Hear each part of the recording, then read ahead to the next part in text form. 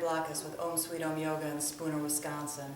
Today I'm going to show folks who have slightly tighter hips how you can get comfortable in a seated cross-leg position, very much like what I'm sitting in now. It's called Sukhasana or easy pose. So to help that happen, I'm going to have with me here a yoga blanket and a couple of yoga blocks. You don't really need these specific things. You can just look around and use whatever you have available to you, a regular blanket, towels, pillows, cushions, whatever you have around that will give you the proper level of support. So, pretty flexible people can typically just plop down into this position. They don't really have a problem.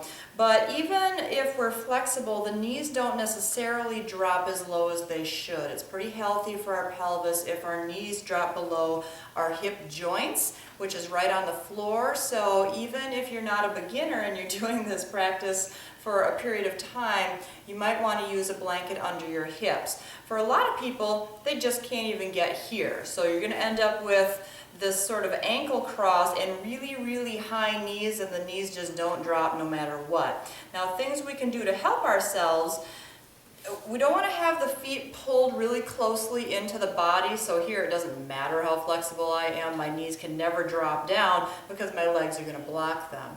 So what I want to do is let this outer shin, it's my right shin here, be about parallel to the front edge of my mat. That's a fairly good guide. And keep the feet approximately under the opposite knee or thigh, so we don't have that shallow little ankle cross. It's more like a shin cross. So if I were tight, my knees would probably be up a little bit higher anyway, and that's going to cause a lot of congestion in the front of the hip joint or in this hip crease here. So to alleviate that, I'm going to take a blanket and just place that under my hips. So I've got it folded here so I can get a little extra height on it.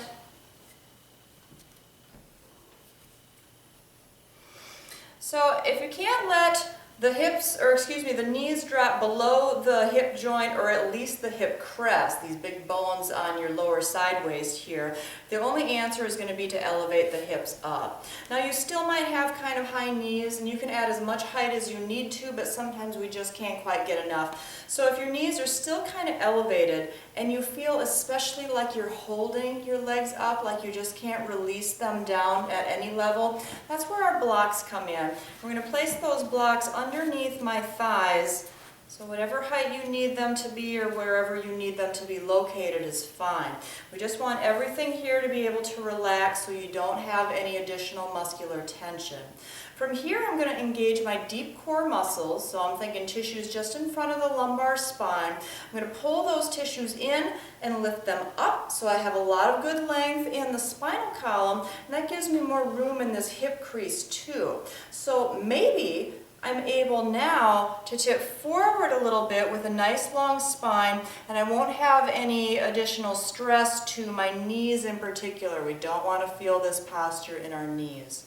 So where I'd like to feel this, again, my right shin is in front.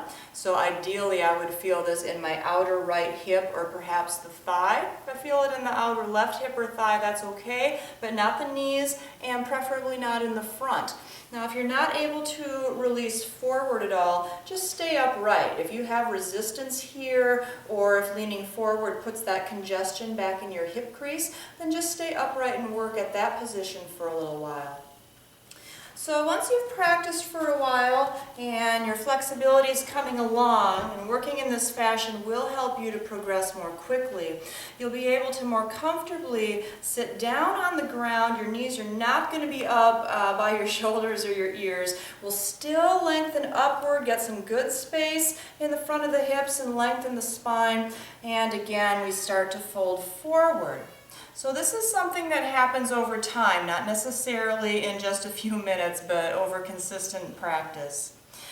So when you're ready, you can inhale and use your hands for assistance here to lift yourself up. You always want to be sure and repeat on the other side, and hips are fairly famous for being asymmetrical, so you might find that you need a lot of different support from one side to the next, be it more or less. So just listen to your body and definitely adjust when needed. So again, we'd inhale up And exhale, fold from your hip hinge.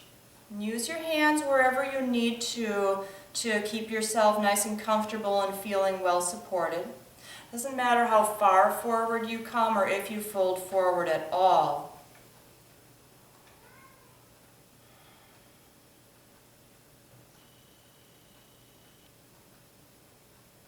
So again, we're just going to inhale ourselves up here, and that's all there is to it. Usually the answer is to get a little extra height under the hips. That can make virtually any seated posture more comfortable if you're feeling just a little bit tight.